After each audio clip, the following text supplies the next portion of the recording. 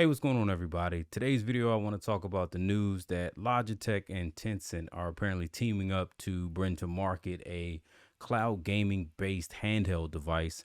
And what I think their plan is, what maybe specs wise they might be looking to do with this handheld, and what they think the market might be. Also, going to follow that up with some cons and why I don't believe it will be received all that well. But let's get into it.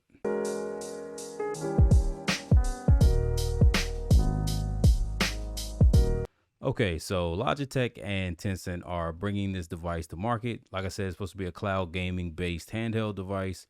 Probably something that's going to look like a Steam Deck, like a Nintendo Switch, obviously that form factor.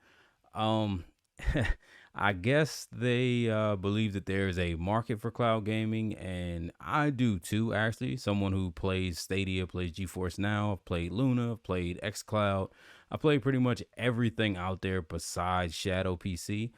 So there's really a market for it, but I believe it's more of a future market and probably another few years out in the future. So I don't believe that, like I said, I don't think it's going to get received well, but here's what I think that they're probably planning to do and what their strategy might be. So when you look at things like the Steam Deck, you look at Nintendo Switch, some of their drawbacks are always obviously resolution because you have to worry about battery and you can't really pump out a 4K screen or 440p screen or a 1440p screen, sorry, and really have a good battery life. I mean, the Steam Deck right now, you're looking at like maybe 2.5 hours. I believe that screen is like 800p. You're looking at the Switch around the same battery life, and it's about 720p for the Switch on the for the screen on the Switch. And of course, you can jump up to 1080p once you dock it and you add that power supply or the AC adapter. But when you are going to rely on something like cloud gaming, obviously you offset all of the processing power needed locally for things like the Switch or for the Steam Deck. You offset all that into the cloud. So you do have room to bring in a better screen, maybe a 4K resolution screen, because services like Stadia, and even though Stadia is an upscale 4K, and NVIDIA with their GeForce Now, they do have the ability to push out 4K resolution gaming. So if you don't have to actually do any of the processing on your device and you're just relying on the cloud, then it does give you the space and the headroom to be able to put in a better screen. Maybe they could put in a 4K screen or maybe even a 1440p screen and still target that 60 to 120 refresh rate as well. And this is something that I do think that they're planning to do. They probably figured that way they can maybe stand out in the market as being one of the only handheld devices outside of phones that allows you to play these AAA title games and also target a 4K, maybe just a 1440p resolution, and give you either the 60 or maybe even 120 hertz screens that you can, really get that frame rate that you're looking for. That even though the Steam Deck is good, you can get 60 FPS. Normally, you're pushing down resolution, and anything above 60 FPS, you're really pushing down the resolution if you want to play these top tier games. And we all know the Switch is usually just 30 FPS all the time. So it's really no way that they're going to do those things. So, like I said, I do believe that's probably their first selling point. They're going to try to push resolution mixed with the frame rate as well that those top tier cloud gaming services provide. They've already said that they're going to be open to all cloud gaming services, even though they only mention xCloud and GeForce Now in their little news article. I do believe they're probably going to support Stadia and also support Luna as well, just because there's really nothing you have to do from a firmware standpoint or operating standpoint to support these things. I mean, if you have a browser, if you just throw Android on the device, which I'm sure will probably be the operating system for the handheld, will be Android, you literally can just have Play Store on it and you can grab those apps right off the Play Store and they could be running day one. So they probably just threw out two services out there off the top of their heads and really didn't just narrow it down to those two being the only two they support. Now, the other thing that they are trying to market their device as something that can quote unquote save the consumer is giving you back your cell phone. So everyone knows that you can play these cloud gaming services right on your cell phone, and that really has been the quote unquote handheld market for cloud gaming is you just either buying a controller, maybe buying a device like a backbone or something like that to slide your phone into, that kind of turns it into a makeshift Steam Deck or a makeshift Switch. And that's how you would do cloud gaming on the go or handheld cloud gaming. Now, the drawback with that is that anyone out there who's ever played on their phone, you have to continually play the game and you can't have the game running in the background. So if you swipe up, a lot of our apps will run in the background, but in this case, with those cloud gaming services, they will kick you out of the game. So it does kind of hold your phone hostage when you're using these things. So you can't be texting, can't do things like that. Now, if you catch your text dropping down in a notification bar, like a notification drop down, you can, long press it and then hurry up and send a quick reply back and it won't mess with the game. So there are little ways around it, but full utilization of your phone is just not possible as long as you want to stay in the game you're playing.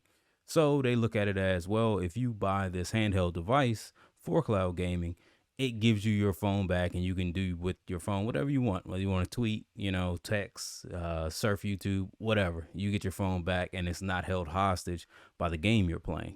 Now, those really are like probably the only two areas they're going to try to target consumers at and say like why this is a better option than what you're currently using or what's currently on the market right now. But the con for it is that really one of the biggest cons is cloud gaming, the actual just name. Like when you hear cloud gaming, it's a super buzzword, but in the gaming community, sadly, it is a very negative buzzword. Like 95% of the time you say the words cloud gaming, everyone just kind of turns off their ears and they're no longer listening. What? Bro, what are you talking about, man? Bro, I'm out, man. That nigga's tripping.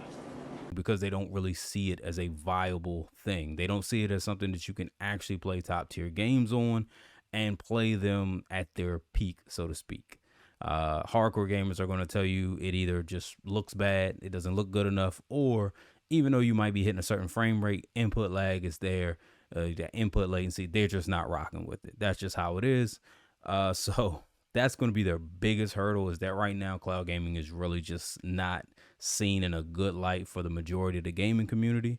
The other thing is that when you introduce cloud gaming and you go handheld, you introduce a lot more dependencies. The biggest dependency for cloud gaming obviously is a stable internet service or a stable internet connection. When you go cloud gaming and you put it on handheld, you already are on Wi-Fi, and all services tell you that they recommend you play hardwired.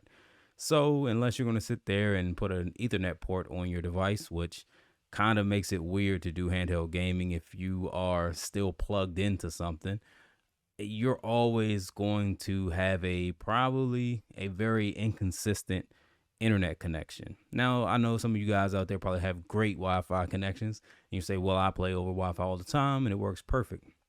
Sadly, that's not everybody's reality. So that's going to be one of the big vulnerabilities when people go to play these top tier games and they're not getting to play them in 4K, or they can't play them in 1440p because their internet just won't support it. If you're playing at 4K, then you're probably looking somewhere in the neighborhood of 30. They usually recommend about 30 to 40 megabits down in order to play it safely or to play it very consistently to where there's no drops. But me personally, I always say whatever they recommend, you better have double. If you want to be able to play it consistently at a 4K resolution without drops in frame rate or well, not really drops in frame rate, but drops in resolution to where it downscales to kind of keep your play smooth when your internet connection fails or drops, you want at least 80. You want that headroom. You want it so if you're not getting 80 at that time, maybe your internet drops down to in the 60s, you are still above what they recommend to target that 4K. So yeah, that's really going to be rough on them. Those two things right there are just going to be hard because cloud gaming, like I said, is already seen negative. So if you get any instance to where those games aren't running perfectly, people are already going to be ready to put it down. Most people aren't even picking up cloud gaming stuff right now, so any hiccup is just going to be rough. Now, I feel like they probably look at this market and know that cloud gaming is something that is going to happen. It's kind of like video streaming for things like Netflix, Hulu, and all that stuff. Obviously, years ago, nobody ever believed that we'd be watching 4K footage streaming to our devices. They always figured 4K footage would be unique to Blu-ray discs and things like that. Physical media would be the way to get those, movies at that resolution, where now we all know that that's obviously not the case. It's become more mainstream. So I see them as thinking that they want to get ahead of the ball or get ahead of the curve and build something to where they can kind of make a foothold in the cloud gaming scene. And then, maybe as cloud gaming becomes a little more accepted, obviously as internet infrastructure matures and people get a lot faster internet access to their devices, all around the world, then they feel like they'll already be a name in it and be able to really capitalize on that.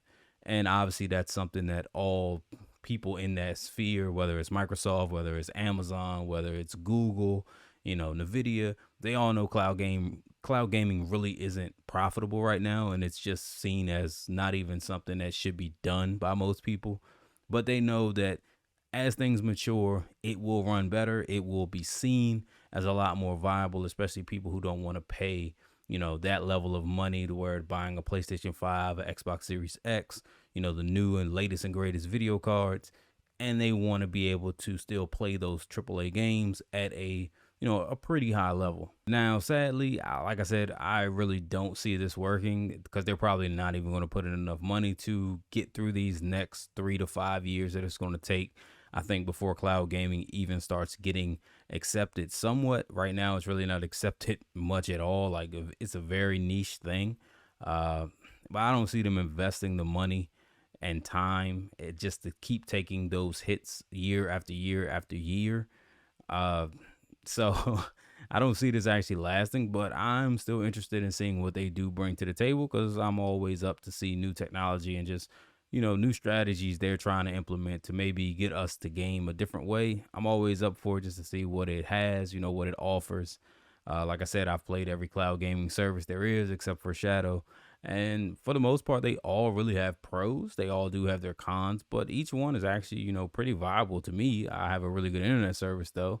So maybe that puts me in that niche category as well. But, let me know what you guys think. Put it down in the comments. I'm sure the massive majority of them will be negative because not too many people actually like cloud gaming. But as always, thanks for supporting the channel, clicking the video, and we'll catch you guys next time. Peace.